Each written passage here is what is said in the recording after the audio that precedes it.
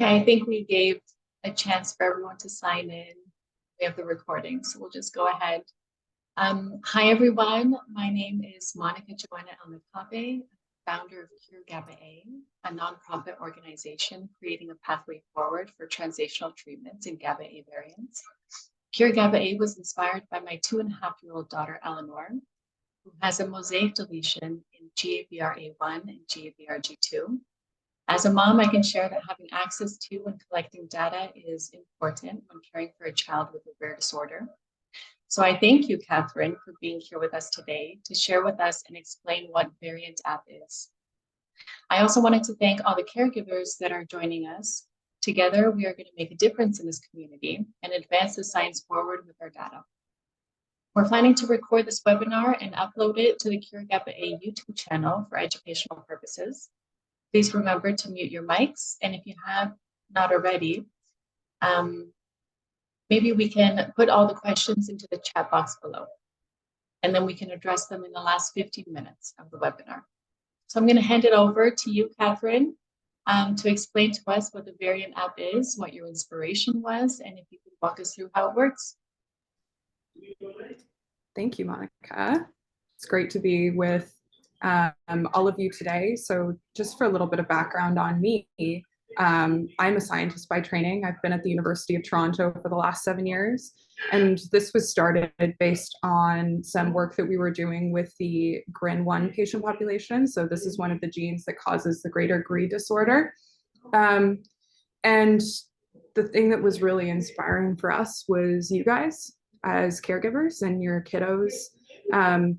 I've gotten to know many families, both within the GRI community and outside of the GRI community, over the last several years, and we've got to improve the way that we do things. So we know that drug development is feasible and possible for all of the kiddos, but they need help now. There's a hashtag that runs through the rare disease community whenever we lose a child, and that hashtag is not one more. And this is because of either the ineffective medications that we have for that rare disorder, or because the kids are simply on too many medications and they interact and they ultimately fail. So we have to improve the way that we do things. And I have to give a big shout out to the Williams family, who recently lost their son. It's really like devastating to lose such a pillar in the community, and the Williams family really helped us build this platform and generously offered us to use their family in our marketing materials as we were talking to our first investors to get the platform built and to talk to our families. And so ultimately why we're doing this is for you folks, and to make the process of drug development for your community more effective and actually feasible. I'm not going to bore this audience with the statistics. There are 400 million people living with rare genetic disorders. There are 10,867 of them and counting. 92% of them have a genetic basis. 96% of disorders have no standard treatment. 86% of rare givers turn to the internet for advice, including, places like Reddit and Facebook. And the other really interesting thing that's simultaneously happening is that genetics are just becoming a part of healthcare. So now the whole genome sequencing is becoming cheaper. We're all learning about the genetic variants that we have and how they affect our day-to-day life, and they're going to become a regular part of doctors' consultations in healthcare by 2025 as we all get sequenced. We also know that informing rare disease treatment through genetic stratification is best practice. So there's a couple of recent studies that have looked at rare epilepsies and how outcomes improve for patients as a result of genetic stratification and taking patients' variants into consideration. And ultimately, those patients have better outcomes. They have better outcomes when there is data. When there isn't enough data, this does not inform clinical care. And this is something that you see on a lot of caregiver platforms and Facebook groups of like, why the heck did I even get this genetic diagnosis for my kid because my doctor is saying this isn't going to change their care. So we are hoping to inform and change that. So the platform itself is meant to crowdsource the best medications among the community and help you find the most effective treatments for your kiddos, or if you are caring for yourself, then for yourself. There's some great examples that you hear about this from within the rare community of, populations that are on the same medication for 10, 20 years as the standard practice, and then finding a slight improvement on that treatment can really improve outcomes for that population at large. So here's how the sign up actually works, and these are screenshots taken from our sign up flow. You sign up with an email and password. We have some explicit consents built into the onboarding, just so that you understand that your de-identified data is being shared with your genetic community. And then we have email verification, and then you can either sign up for yourself or somebody in your care. We take a little bit of information like where you're generally located, where your child is located and what their date of birth is. And we're not sharing this information necessarily. This is just for us to get demographic generalizations from the community. We don't share information in any way that violates HIPAA or GDPR or any of those standards. This is just for us to get a general sense, and we add noise to data as necessary to anonymize the data. There are more communities represented on the app than this list now indicates, but this just gives you a sense of how your community will be displayed. So once you pick your affected gene community, you can put in a nickname for your variant, and then you just upload a copy of your genetic report. So that's the only thing you need to sign up, is just take a PDF screenshot or a screenshot of your genetic report. And then we ask you about which medications you've tried. So you can generally add these into two categories: helpful medications and unhelpful. If you select if you select a medication, then you can just start typing this in, and we'll give you some autofill options. Trying to reduce typing for everyone as much as possible. Try to keep this all, within 10 to 15 minutes in the sign-up flow. And then we'll ask you to just select which symptom that this actually helped. And again, this is an autofill option. And then you can select which, symptom was helped.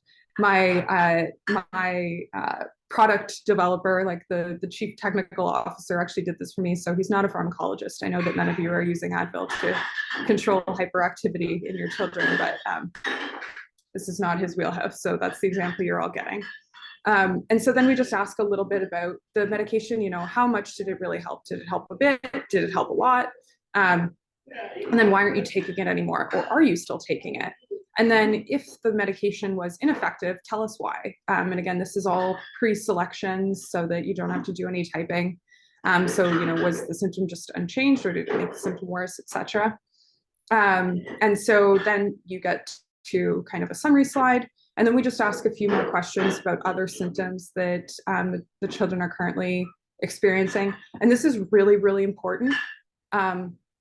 And if we, want to look for an example of this, we need look no further than the recent announcement from the FDA on Sarepta's new gene therapy for kids with Duchenne's muscular dystrophy.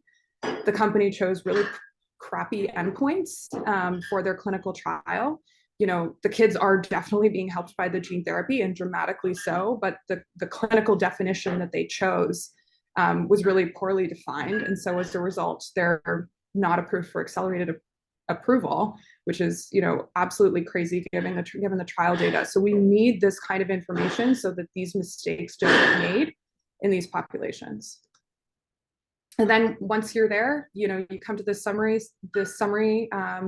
sheet, and then you can view the data for the entire gene community. So if you're SLC6A1, you can see everybody's data within the SLC6A1 community, or if you have variant matches, so if there are multiple patients within your population that have the same genetic variant, so say 6 patients have the same SLC6A1 SNP, then we have a subcategory for those folks as well.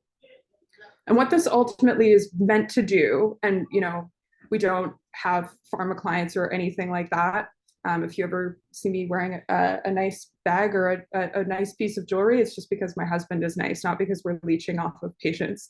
So what we do is we provide approved and off-label treatment feedback to the users, as well as the patients providing this information to us. So any information that you give to us gets summarized back to the patient population. But what this also does, hopefully for pharma, as we build out these business cases for developing drugs for rare disease, is we provide data. And we can also simply ping users to let them know that these trials are going on. And I know that patient advocacy groups do a great job of doing this, but it never helps to, have a second method of notification.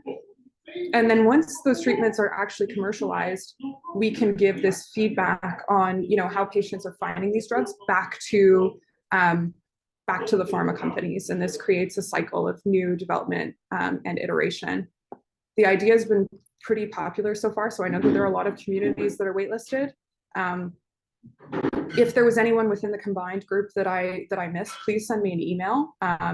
This is what happens when, you're two kids in a trench coat masquerading as a company. You do miss things sometimes. And so we're doing our very best, but we do make mistakes. And so we'd be happy to add any gene communities from combined that we may have accidentally overlooked. Please just send me an email.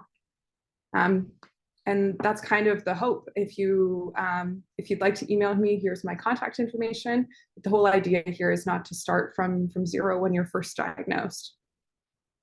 Happy to take questions at this point.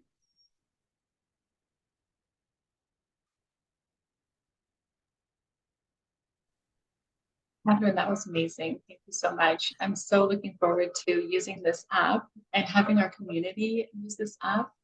It'll just give us so much feedback. And yeah, that's what I'm hoping something like this. Us too within the science community, I can tell you that much. So I just wanted to clarify for you, Monica, that there are a couple of patient communities that we have pushed to the App Store. So all of the GABA-A receptor genes should be supported within the next 24 to 48 hours. Wonderful. Great. Does anyone else have any questions? Okay, if not, thank you so much, Katheron, and thank you everyone for joining us. We'll upload the video to the YouTube channel in about 48 hours, and we look forward to seeing you at the next webinar. Thanks, Katheron. Thank you, everyone. Bye.